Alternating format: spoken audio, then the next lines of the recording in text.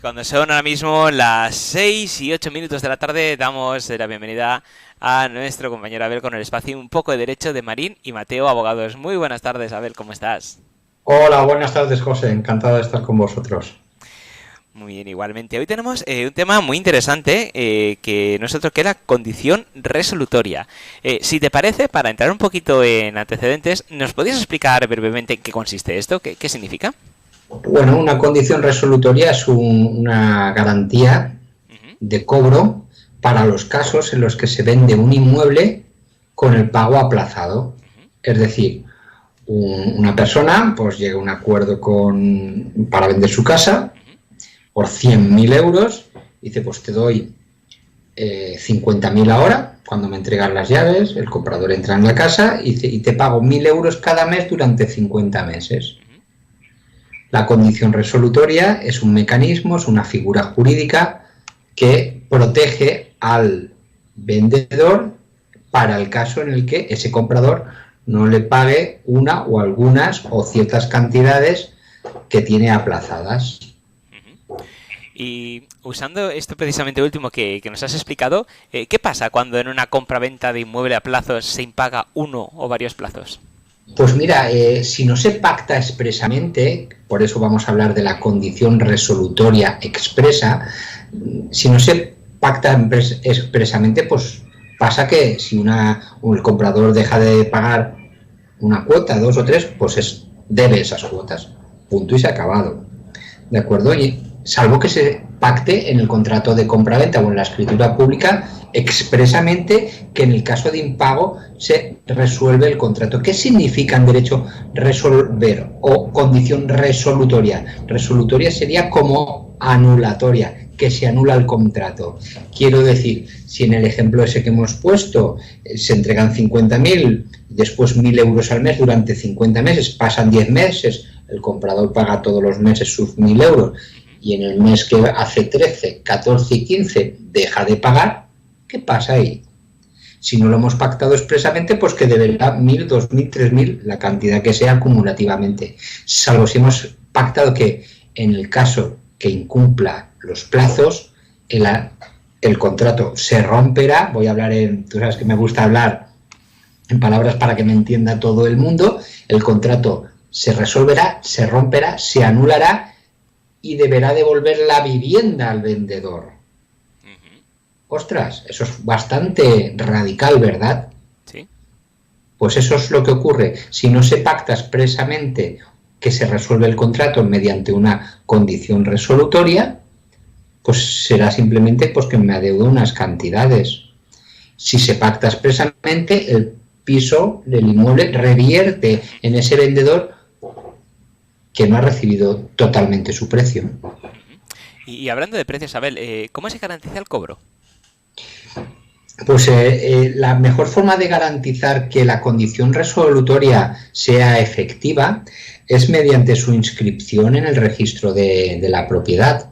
De acuerdo, como nos lo dice la propia ley hipotecaria, que las cantidades aplazadas, dice la ley hipotecaria, que la ley hipotecaria es la ley que regula el registro de la propiedad, aunque la gente piensa que es otra cosa, de acuerdo, dice, las cantidades aplazadas no tendrán eficacia frente a terceras personas, salvo que sean hipotecas y salvo que estén garantizadas o se dé la condición resolutoria expresamente. Por lo tanto, lo mejor que se puede hacer es inscribir en el registro de la propiedad esa condición resolutoria. ¿Cómo se inscribe? Pues en el propio contrato de compraventa, en la propia escritura pública notarial de compraventa. Volviendo al ejemplo, es decir, fulanito vende a menganito por 100.000 euros, recibe 50.000 en el momento de ir al notario, que se entregan las llaves, y después 1.000 euros al mes durante 50 meses, por poner un ejemplo. Y se pacta en la propia escritura. Dicho pago aplazado queda garantizado como condición resolutoria y se solicita al señor registrador quede inscrita, por poner una forma de redactarlo, ¿vale? Sencilla para que tus oyentes nos entiendan, ¿de acuerdo? Y eso queda inscrito en el registro de la propiedad, de tal forma que si pedimos una nota simple, aparecerá como que el comprador debe esos 50.000 euros y que los debe de pagar mes a mes. Y si viene un embargo o si el vendedor quiere revender, o sea, el comprador quiere revender esa casa, el que lo compra dirá, oye, acredítame que esos 50.000 euros que aquí decías que se debían, están pagados o se debe algo, qué cantidad se debe. Por lo tanto, la forma de garantizarlo, evidentemente, es mediante la inscripción en el registro de la propiedad, que aconsejamos en el 100% de los casos. ¿Y qué requisitos necesitamos para ejercer la condición resolutoria?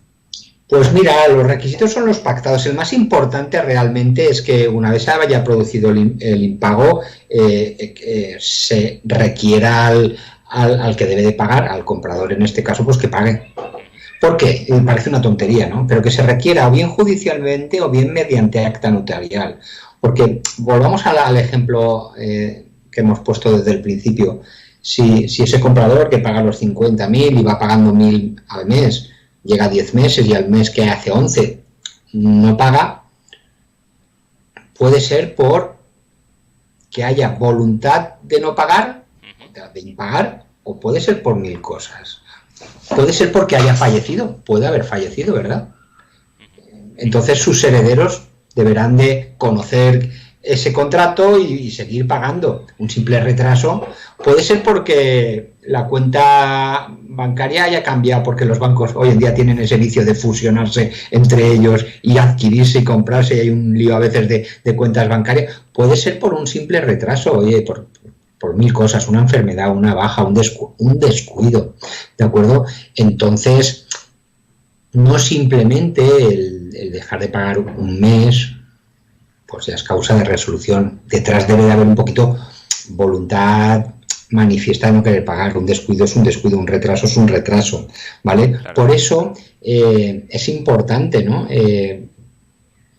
Que haya voluntad, que se pueda acreditar. Nos gusta como después tampoco se trata de andar probando si tenías voluntad de pagar o no. A nosotros nos gusta pactar, pues, por ejemplo, un par de meses consecutivos sin pagar o un par de cuotas sin pagar. O si la cuota es semestral, no, con una cuota ya me parece suficiente incumplimiento. Pero si las cuotas son mensuales, las letras son mensuales, las cuotas, pues a lo mejor decir que 2 meses consecutivos se deje de pagar, se resolverá automáticamente, se romperá, se anulará el contrato automáticamente. De esa forma, hombre, un mes de retraso pues, puede ser un error, un problemilla. 2 meses de retraso ya es mucho tiempo, ¿de acuerdo? También se tiene que producir que el vendedor haya cumplido su parte.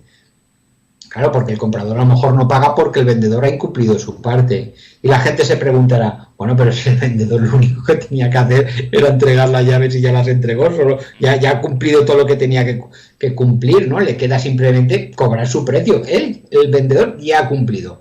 Ha entregado el piso y le deben de pagar de la forma pactada. Bueno, sí en la mayoría de casos, pero hay casos en los que el vendedor aún tiene que hacer alguna cosa. Por ejemplo, hay ventas en las que se ha entregado una cantidad de 50.000 euros porque se debía una hipoteca de a lo mejor 40.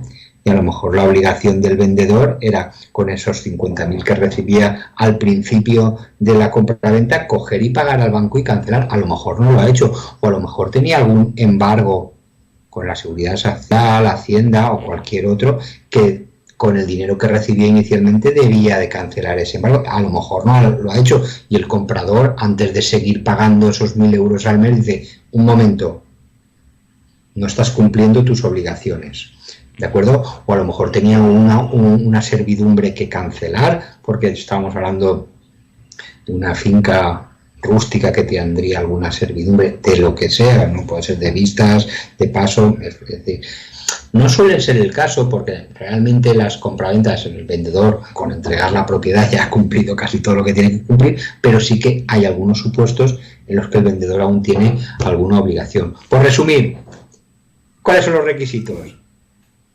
Requerir al que impaga de forma fehaciente, bien judicialmente, bien notarialmente, no vale con un burofax, ¿vale? Aquí es más grave, ¿de acuerdo? Comprobar que el vendedor ha cumplido su parte y que el comprador no tenía tampoco intención de incumplir, a lo mejor ha sido un mero error. Claro, y en el caso de Abel, por ejemplo, hablando de estos supuestos, que ya antes de hacer la compraventa se pactara por la parte que la persona que la va a comprar, algún desperfecto que sí que se ha detectado en la vivienda y se ha comprometido el dueño a arreglarlo, pero no lo arregla. ¿Eso podría ser motivo también de no pagar? Vamos a ver, eso podría ser un argumento que tendría el comprador para dejar de pagar, pero se tiene que pactar muy claramente y muy expresamente. ¿De acuerdo? Porque igual que puede ser una condición resolutoria la falta de pago, el comprador también puede pactar una condición más que resolutoria, suspensiva. ¿De acuerdo? Diciendo, bien, yo te compro, pero no empiezo a realizar los pagos hasta que tú no me repares, por ejemplo, las humedades de la azotea, ¿no? O hasta que no me refuerces los pilares situados en tal parte de la edificación porque tienen aluminosis o porque, por ejemplo, en una finca rústica, porque las condiciones para la compra era que realizaras a tu costa el vallado del perímetro de la parcela. Por ejemplo, si nos ponemos a imaginar supuestos, pueden ser casi infinitos, ¿no? Claro. El 99% de los casos no son así, son sencillos, son que se vende una vivienda, normalmente un piso, y se paga parte al contado y parte a plazos. Muy similar a lo que es el arrendamiento con opción de compra, ¿no? Es algo parecido, ¿no? Alquilo, pero si después quiero comprarlo me descuentas todo o parte de lo que he pagado durante los primeros años de alquiler, pues me lo consideras como parte de la compra, ¿no? Sería una cosa parecida, próxima. Uh-huh.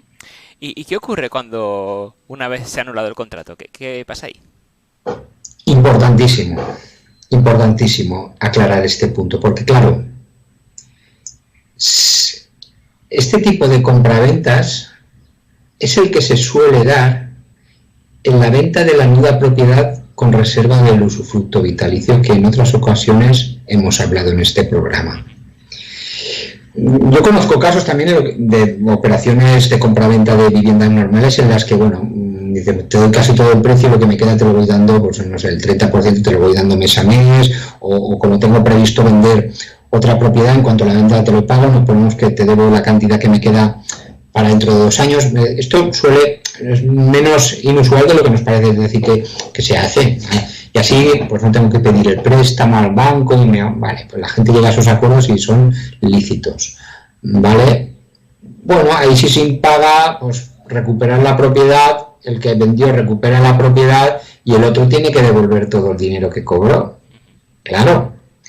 ¿Qué ocurre en la venta de la nuda propiedad con usufructo vitalicio? Que las personas mayores son las que hacen estas operaciones. Entonces, si tú, por ejemplo, vendes tu propiedad por valor de 100.000 euros y le dices al vendedor, bueno, 1.000 euros pues durante 100 meses, que son pues, 8 años, o a lo mejor ya tienen 80 y tantos, me vas a dar 1.000 euros al mes, y con esos 1.000 euros al mes de venta aplazada o la cantidad que sea, ¿de acuerdo? Pues la persona mayor tiene un complemento para la pensión. ¿Qué pasa si incumple el comprador? Ostras, pues que la persona mayor, vale, recuperará la vivienda, pero no puede devolver las cantidades que ha recibido. Entonces lo que aconsejamos siempre es poner fuertes penalizaciones o indemnizaciones de penalización muy fuertes, como incluso perder todas las cantidades dadas. Entonces dices, ostras, qué fuerte, ¿no? Si resulta que una vivienda que has pactado un precio de 100, has dado 50, pagas 10.000 más y por lo que sea tienes un problema y te retrasas y no puedes pagar, pierdes todo lo que has dado, los 60.000 euros. Bueno, son pactos que se hacen. Si no estás de acuerdo, no lo pactes.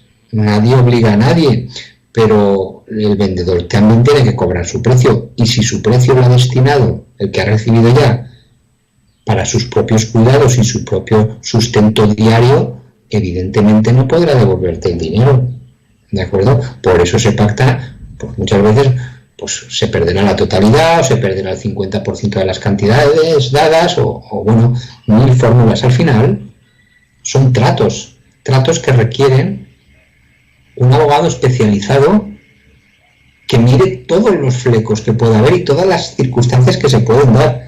no solo las que el comprador y el vendedor se imaginan que normalmente son que todo va a salir bien, que puede haber algún problemilla pero pequeño, no, pueden suceder muchas cosas y un abogado debe de revisar estos contratos y redactar las cláusulas con tanto detalle que prácticamente queden cerradas todas las posibilidades.